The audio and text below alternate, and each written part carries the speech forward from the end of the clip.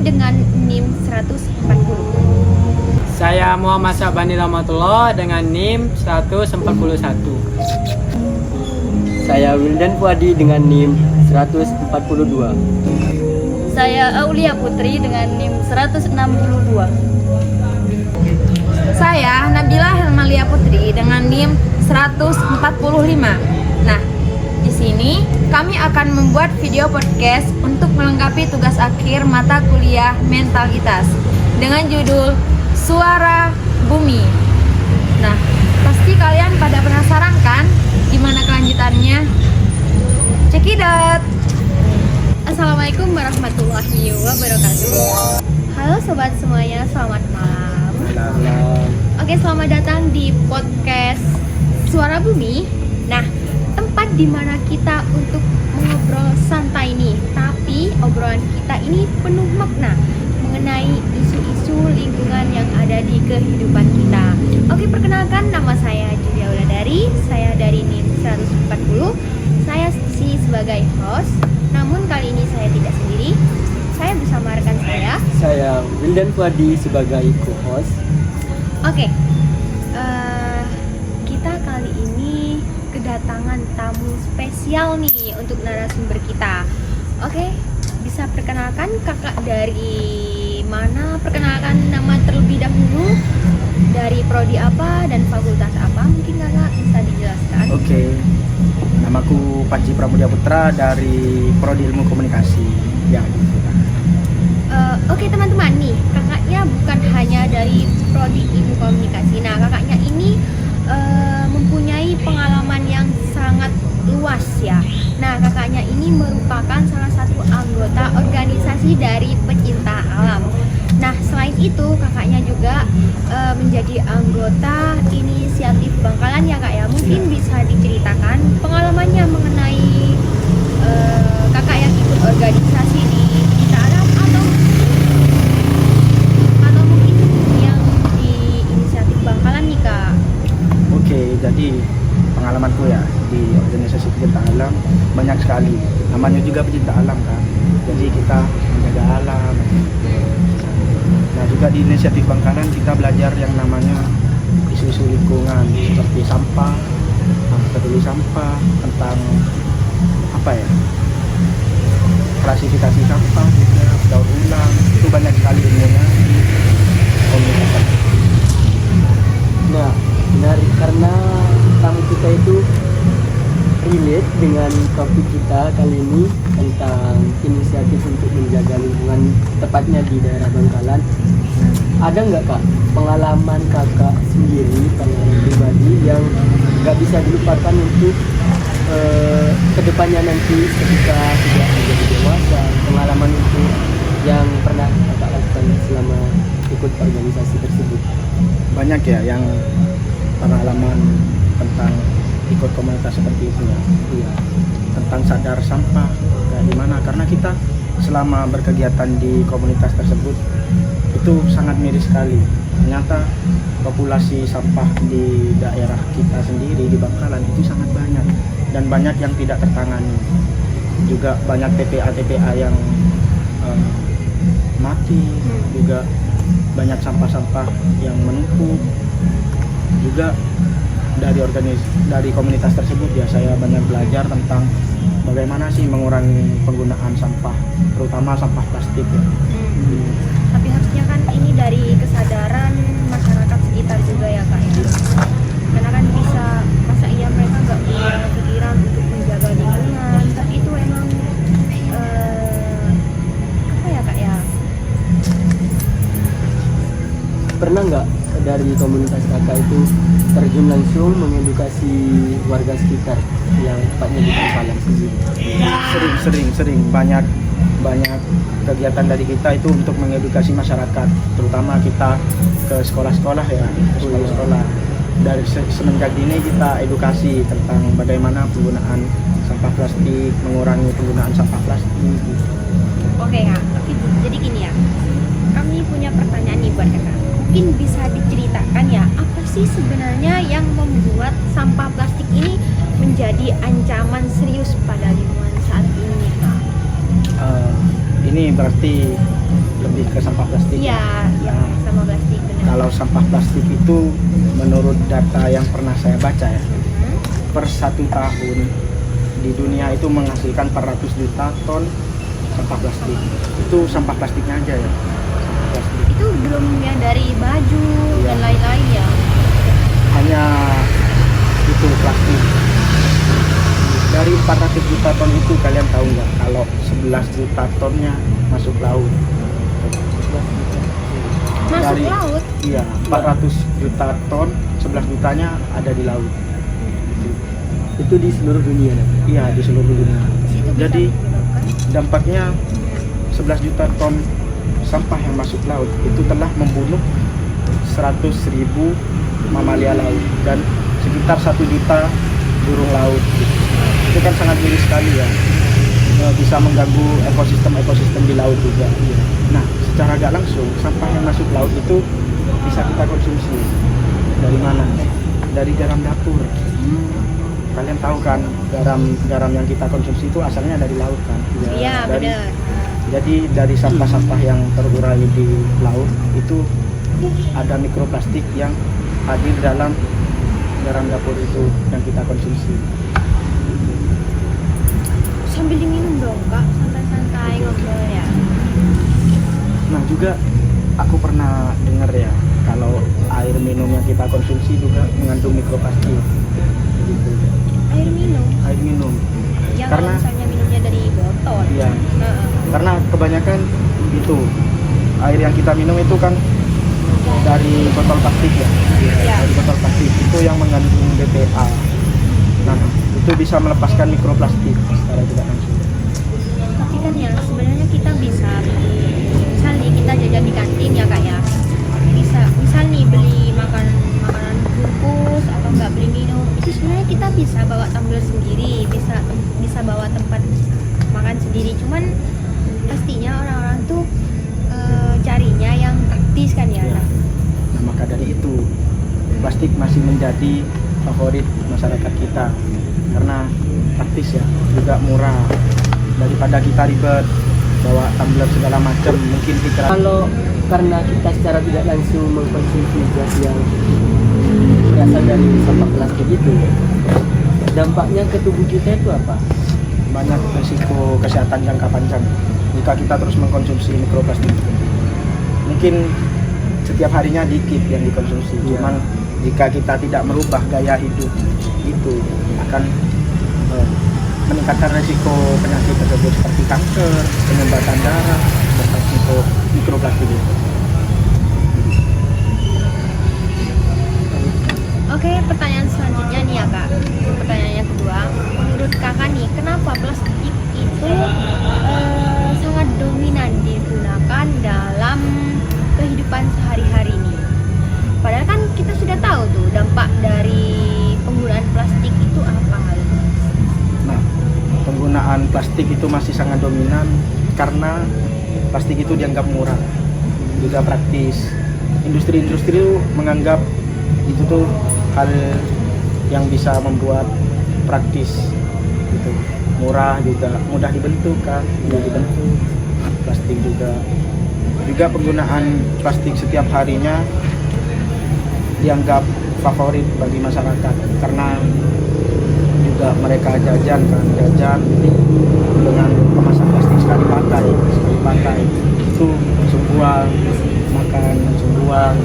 Mungkin kalau misalnya kita diadakan sistem setiap orang nih misal mau beli makanan atau beli minuman, kita kan bisa bawa wadah sendiri ya, bisa Ya, tempat bisa. makan sendiri atau enggak bawa tumbler sendiri. Mungkin kakaknya Ya, Kalau misalnya- itu untuk kebiasaan itu udah aku rubah sedikit-sedikit. Kita lebih banyak makan di rumah yang tentunya tidak banyak menggunakan sampah plastik sekali pakai ya. Seperti masakan Iya. orang tua juga, Enak. buah-buahan.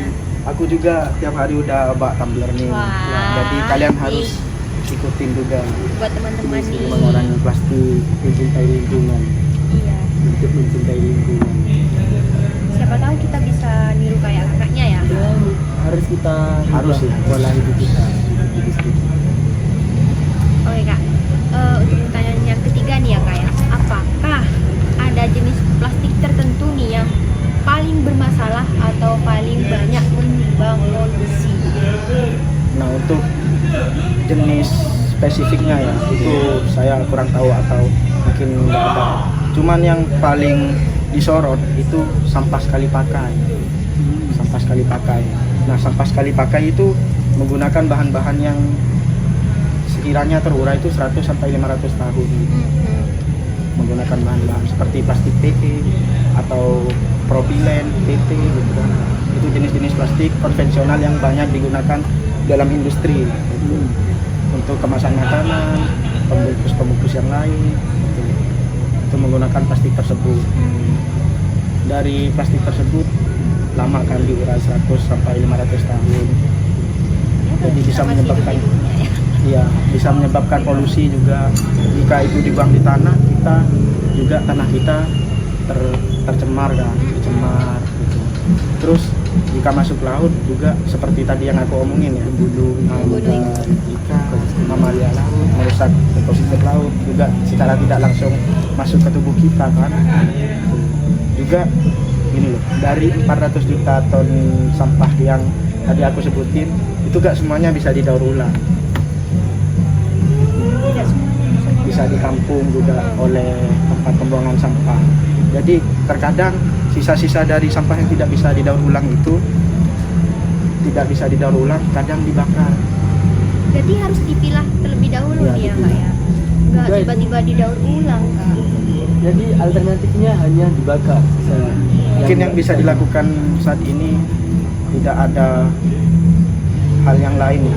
Tapi kalau dibakar kan bisa menyebabkan polusi. Maka dari itu polusi udara. Beda dengan negara sebelah, negara Singapura itu udah punya yang namanya sistem pengolahan sampah tercanggih di Asia Tenggara. Sepertinya ya, kalau aku baca-baca itu lebih banyak mendaur ulang sampah-sampah plastik di Singapura. Beda dengan negara kita yang masih kurang dalam sistem pendaur ulangan sampah plastik. Jadi terkadang tidak semua sampah plastik itu bisa didaur ulang oleh negara kita. Dan jatuhnya menumpuk atau dibakar.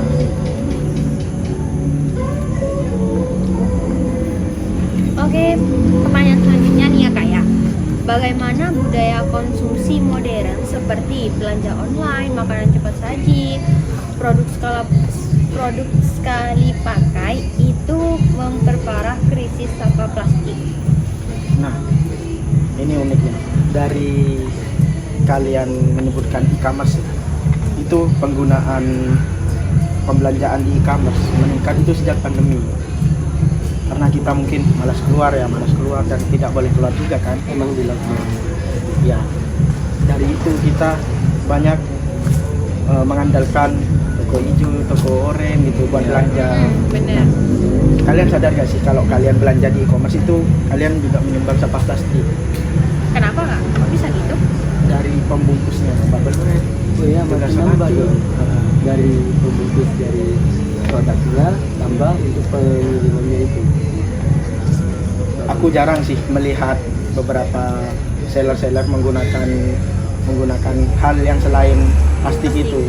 Pasti Tidak ada Kak, pasti plastik. datangnya plastik gitu. Plastik semuanya, plastik. Kan lebih bagusnya ya kalau nanti ada teknologi yang pembungkus ramah lingkungan gitu, pembungkus belanja online yang ramah lingkungan. Berharap sih. Ya dari generasi kita yang di ya. Juga Harus berubah.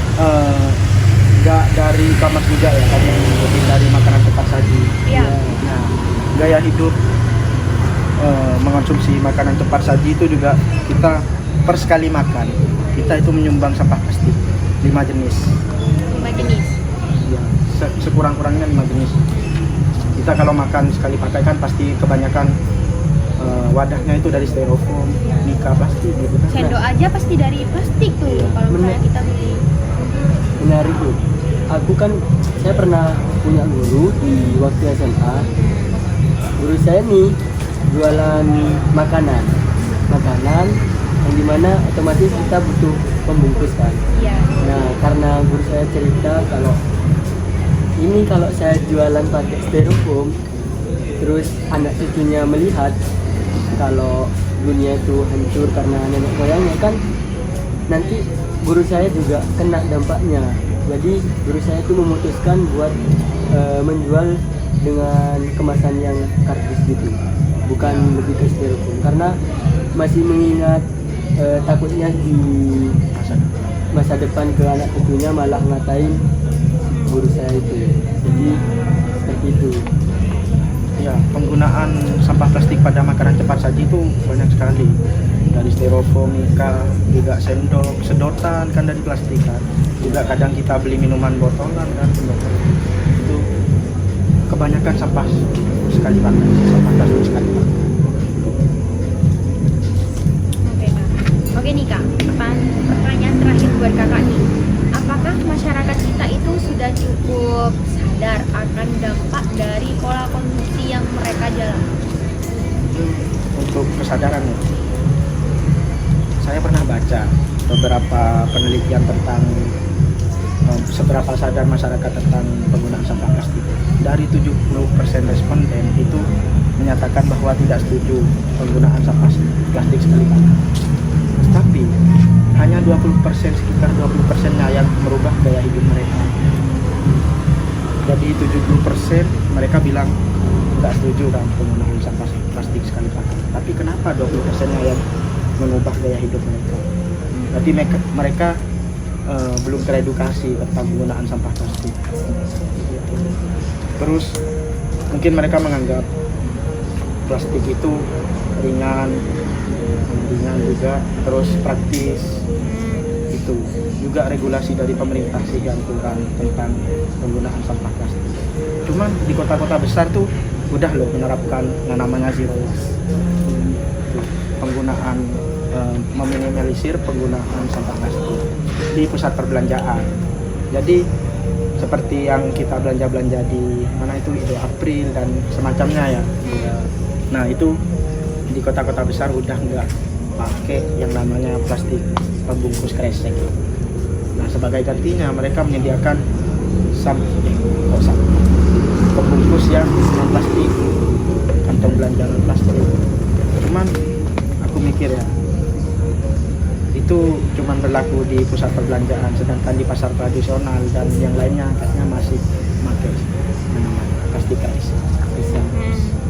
Susah ya jalan sekarang. Juga kurangnya alternatif untuk sampah plastik, juga penggunaan plastik alternatifnya kurang. Mungkin ada plastik yang mudah terurai, cuman itu kan mungkin biaya produksinya mahal, juga produksi massal yang kurang. Wah, banyak banget nih pengalaman berharga yang kita dapat hari ini. Nah, mulai dari fakta-fakta tentang plastik, dampaknya yang nyata, nah sampai tantangan budaya konsumsi modern yang bikin kita perlu berpikir ulang ya mengenai dampak tersebut. Buat sobat podcast, semoga obrolan kita tadi menjadi bahan refleksi mulai dari hal kecil. Nah, kita bisa membawa wadah sendiri untuk membeli makanan, membawa tumbler, nah seperti itu.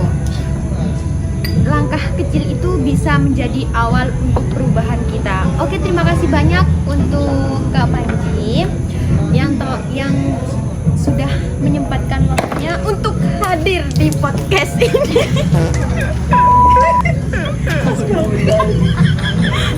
Oke, maaf teman-teman, tadi ada aja gebrakannya dari Mas Wildan ya. Sampai tumpah ya, saking groginya ya Kak ya. Oke, sekali lagi terima kasih kepada Kak Panji yang menjadi narasumber dan sudah menyempatkan waktunya untuk hadir di podcast Suara Bumi ini. Semoga kita bisa berjumpa di lain waktu ya Kak ya. Oke, terima kasih. Assalamualaikum warahmatullahi wabarakatuh. Oke.